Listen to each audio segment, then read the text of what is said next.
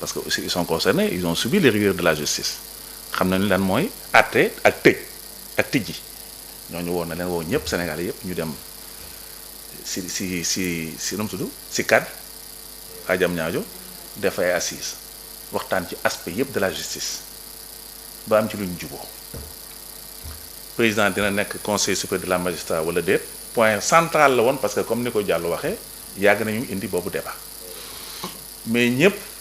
bokkuñ ci woon gis-gis moom li mu wax nii point de vue am la wax nee na règlement de compte la dañu kii nangam c'est son point de vue moi c'est pas le mien c'est pas aussi le point de vue de tout le monde démb j'ai scruté la presse il y a peut-être sur tous les titres qui sont yi génn démb ñaar wala ñett laa ci gis ñu waxu règlement de compte ci affectation yi am démb tout le reste dañ ko analyser comme un mouvement peut-être normal des magistrats forcément dina am lecture parce que ce pays-là dafa am lu fi xew faut pas oublier que élection yi y a eu plus de 80 morts faut pas oublier que ce pays-là aussi il y a des centaines de types qui ont été yoo xam ne dañ leen a tëj ci kaso yi donc loolu faaw mu am jeexit ci décision boo xam ne dafay laal atte këru atte yi ak ñiy atte que tu le veuilles ou pas mais question bi nga xam ne yow moom nga laaj muy présence du président Faye dans la magistrature suprême question de débat la ndax aussi du ne nañ génne rek président parce que loolu doon ñu ko wax nous ne voulons pas aussi d'une république des juges parce que souvent à travers le monde ces questions-là ont été cette question-là a été une question centrale. La République des juges peut-être monsieur Dieng un débat aujourd'hui parce que ñoom li ñu gëm la woon ñun moom la ñu mën a jàpp tey parce que ci loolu lañu sukkandiku. mais du ñëpp ba fal leen donc aujourd'hui on se retrouve peut-être ak benn waxeet boo xam ne waxoon nañ ko par rapport ak seen présence. les gens dañuy gaaw naan waxeet tout ça là man. j'étais chef de parti je suis chef de parti j'étais candidat aux élections présidentielles j'étais le numéro 149 donc man sama programme parti man mosuma cee wax ne président génn conseil supérieur de la magistrature parce que moi je crains une république des juges parce que ça a fait des dégâts à travers l'histoire et on n'invente rien donc ñii dañuy wax seen point de vue ñii wax seen point de vue d'accord wuñ ci am na magistrat yoo xam ne dañ ne non il faut que le président reste ñooñu c'est quand même de hauts responsables c'est de hauts cadres c'est de hauts magistrats bu nee non il faut que le président toog au niveau du conseil supérieur de la magistrature am nañu ay raisons ñi ne aussi na ci président génn parce que abus yi daan am avant la jël nit nommé ko pour mu tëjal la diw on a vu ce qui s'est passé avec le cas Karim Wade yow yaa ngi cité Abdou Diouf indi fi créé de Abdou Diouf cours d'enrichissement illicite la indi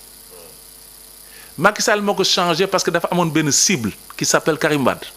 mu changé ko def ko créé mu nekk une disposition j'allais dire extraordinaire par rapport au droit commun. Ça veut dire quoi? Ça veut dire que bu la àttee tu n'as même pas le moyen de faire un recours mënoo def appel àtte boo xam ne bu la tëjee c'est définitif mënoo def appel muy benn ñaar l'inversion de la charge de la preuve kooku Macky Sall moo ko taayee on les avait vus bi ñu nekk yenn magistrats yi ñu leen di seen ñu dem koñ di jàdd di confectionner seen texte bi génn fi une monstruosité juridique loo xam ne amul ci benn dëkk amul États-Unis amul Canada amul France amul fenn l'inversion de la charge de la preuve am musul am fenn donc il y a des magistrats de service loolu c'est connu ñu am ñu leen koy defloo donc am na ñoo xam ne peut-être loolu la doon ragal moo tax ñu ne président bu mu bokk ci conseil supérieur de la magistrature pour bañ a def influence affectation yi nekk affectation entre collègues c'est une option mais magistrats yi xam les premiers conseils mu toog nañu waxtaan kenn sexelu den suukar kenn forcé wu leen dañ leen yóbbu ba jam ñaajo ñoomu neen ñu waxtaan ne président toogal ci conseil supérieur de la magistrature ba ci kanam mais jàppale ñooñu quand même bu jàpp ne ñooñu seen bopp yi wayul ankañ c'est des ñoo xam ne ay mag yi jëmm lañu ñi am nañu 40 ans d'expérience ñi am nañu 30 ans d'expérience de hauts responsables de hauts cadres des gens qui sont à la veille de la retraite qui n'ont plus rien à prouver donc duñ toog ba nëgë ni naan leen way dañ leen a kii dañu fayantu donc waxoon nañu lii waxet nangam c'est des grands responsables qui ont pris la décision de garder le président à la tête de cette institution et c'est pas définitif le débat se poursuit waxtaan baa ngi continuer bu nee ma am ay preuves réelles ne président war na mën a génn ci conseil supérieur de la magistrature bu boobaa président war na génn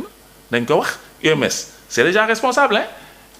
yow maa ngi dégg nga ne way yow kii Diallo ne way ñoom encore une déedéet c'est pas ça c'est des grands responsables yoo xam ne seen làmmiñ nekku seen poste on les a vus dans le passé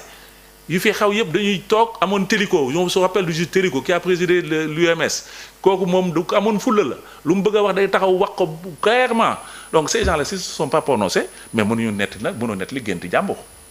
à mon avis. Le problème est que vous les considérez comme des irresponsables dëmb c'était des irresponsables dëmb c'était des vendus non les magistrats. qui les a traités d'irresponsables maanaam le régime en place. déedéet booy wax waxal sax tamit bu engagé kenn. non le régime non sérieux le régime en place. magistrats yi moi je les respecte c'est des gens qui font le travail. ouais mais am na nag ay brebis galeuses comme dans tous les corps ces brebis galeuses là il faut les respecter ñu xam mu nekk un exemple pour les autres. mais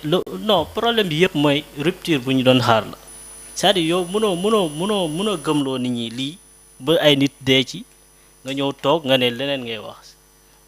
c'est contradictoire en fait loolu la ñuy justice am na ñu ngi koy organiser fekk président mën nañ ko organiser fekk le président de la République bokku ci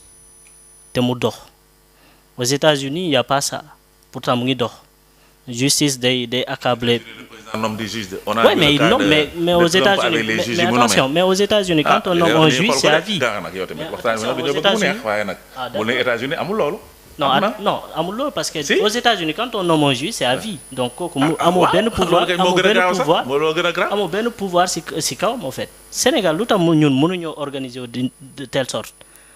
d'où la problématique aujourd'hui Sénégal lépp politicienne lañ koy kiiwee parce que man jàppewuma ko politique parce que politique c'est dans le bon sens mais politique politicienne maanaam ku nekk boo ñëwee da ngay bëgg voilà yooyay def lépp door ñëpp tout c'est-à-dire Macky Sall tout le temps dañuy reprocher Macky Sall mais si Macky Sall bu baaxoon dañ koy bàyyi fii mais c'est parce que lu mu doon doxalee moo baaxul changement kay bu ñëwee c'est pour que ñu opérer ko et actuellement ça non non Sénégal instant bi c'est vraiment dommage quoi. D'accord. Quand on voit certaines choses se passer alors que nit taxaw na fi ay nit dee ci ñu ne nañ protéger projet bi ay nit dee ci malheureusement mais tey fii lañ toll maanaam ci même chose maanaam dañuy delluwaat si loolu moo tax sénégalais yi surtout ñun jeunes yi ñun nan lañ xoolaat suñu bopp par rapport ak politiciens yi nii parce que dañuy utiliser après ñoom bu ñuy def seen compromission ak ñun duñ ko fekkee donc ce qui est dommage moo tax nit ñi dan nag yeewu il faut regarder pour voir il faut pas regarder juste comme ça. ñii di ñëw daal defaguñu fi benn njombe ñu ngi soog a yegg ci defaguñu fi 4 mois lañ fa def à peine ñu ngi poser ay bases defaguñu lu tukkal àddina faut pas dire vous les politiciens yi la politique c'est l'art de gérer la cité yaa ngi naan da ngeen bëgg a andi renouveau ça me rappelle d'ailleurs Djibo Ka moo fi noonu renouveau démocratique bon finalement on est arrivé aussi ce qui était arrivé quand il a rejoint le président Diouf donc fii moom